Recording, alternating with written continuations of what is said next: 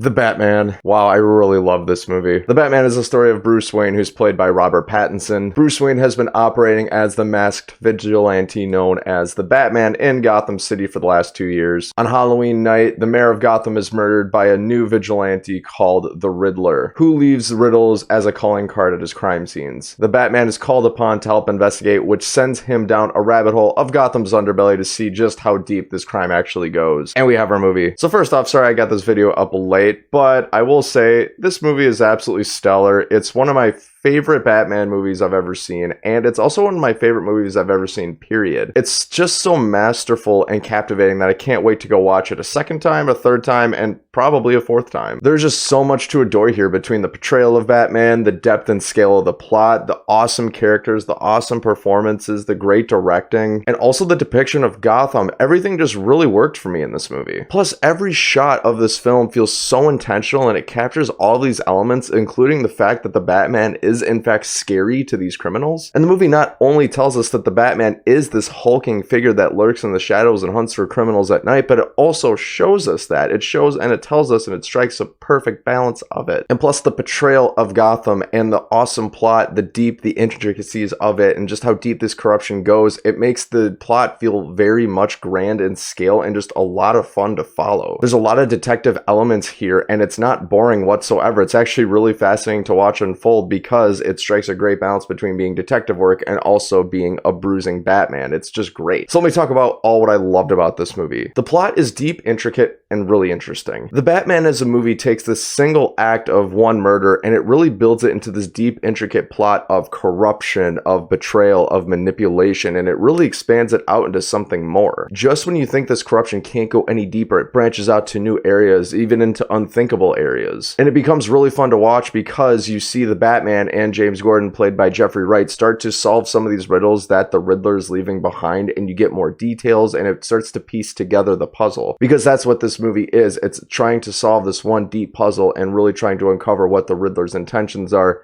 and how they can stop him. And the scale of the Riddler's plans feel really catastrophic and actually like Gotham City as a whole is in danger, including the Batman, and you really start to feel that as the movie builds and builds and builds, and you start to get on the edge of your seat after a while. And speaking of the Batman and James Gordon, the movie lands that relationship really well. You spend a lot of screen time with these two characters together that are trying to solve these crimes, these murders, these riddles, and the movie makes that dynamic really interesting. Because after all, the movie states that the Batman has been around for 2 years, so naturally he's going to form relationships with some members of the police department. In this case, it's with Jim Gordon or James Gordon, and you truly buy into that relationship, that they're in it together, they're willing to do what it takes in order to do the right thing, and it makes it really fun and engaging. It just gives you something to root for continuously throughout the movie. Also, Robert Pattinson's portrayal of the Batman is absolutely superb. Many actors have portrayed the Batman on screen throughout the last century, but Robert Pattinson's portrayal feels extremely significant and unique. He brings this level-headed yet composed and intimidating feel when he's on the detective side of things, but on the other side of things, he's this bruising, terrifying, hulking figure that will just beat you to a pulp when he needs to. It strikes this great balance of being exactly who he needs to be in the right moments, and every single time Robert Pattinson lands that so well. I just really dug everything about it, and I really hope Robert Pattinson gets another chance to play the Batman, which given the box office so far, that seems pretty realistic. Also, the film does a great job of showing and telling us why the Batman is feared using the lens of its camera. Every shot of this film feels so intentional and does a great job in showing us why exactly the Batman is feared, and you really start to buy into it. In all the Batman movies I've seen, there's always the stated fact that, oh, criminals fear the Batman in some form or another. They always fear he's lurking in the shadows, but this movie actually backs that up and gets me to believe it. This is the first time where I've watched the Batman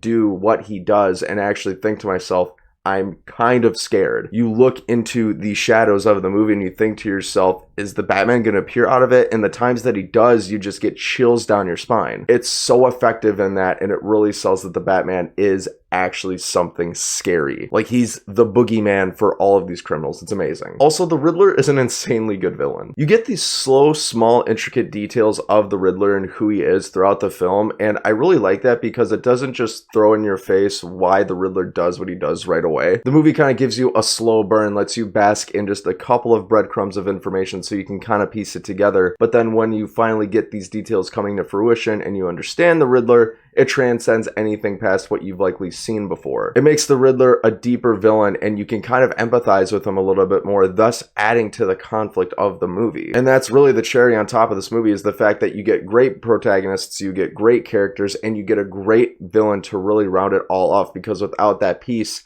it would have hurt the movie pretty significantly. But the Riddler is a phenomenal villain. Paul Dano really backs that up with an awesome performance, and you're enamored with him by the time the movie's done. And speaking of side characters, there's a lot of side characters in this movie that are very deep, they're explored very well, and they don't make the movie feel too bloated or like you're missing out on any details that you want to know about these characters. You've got Colin Farrell as the Penguin, you've got Zoe Kravitz as Catwoman, you've got Andy Serkis as Alfred, you've got Jeffrey Wright as James Gordon. There's so many different characters that this movie introduces to you on the side, but it doesn't take that too far. You get a nice dose of each of them, you get nice details about them, you can latch onto them and understand them and appreciate them in this world without losing your mind in this runtime. It's phenomenal. And speaking of that, you spend a lot of time between Batman and Catwoman, and the movie really makes that relationship dynamic work very, very well in this movie. Just whenever they were on screen together and working together, I found it to be a lot of fun because they got really creative, they got their own motivations that they're pursuing, and their paths just happen to intertwine a lot. Now, there's only one thing I kind of did not like about this movie, and it's the fact that I did get a little lost in the plot at some points. The reality is this: in a 3-hour run time, you can't help but your mind wanders at some points. My mind started to wander at some points. I missed a couple of details, and it didn't completely take me out of the movie. It's just there's some things I feel like, oh crap, I missed just this one little detail, this other little detail. I'll pick that up in my second, third, fourth time watching it. It's fine. But if you're fully paying attention throughout the 3-hour runtime, you'll be okay. It's not too hard to follow. Friends, at the end of the day, I absolutely love this movie. I'm giving it a 10 out of 10. It's a masterpiece, and I can't wait to watch it more, and I implore you to go watch it right now. Friends, have you seen The Batman? If so, what'd you think of it? You know where the comment section is.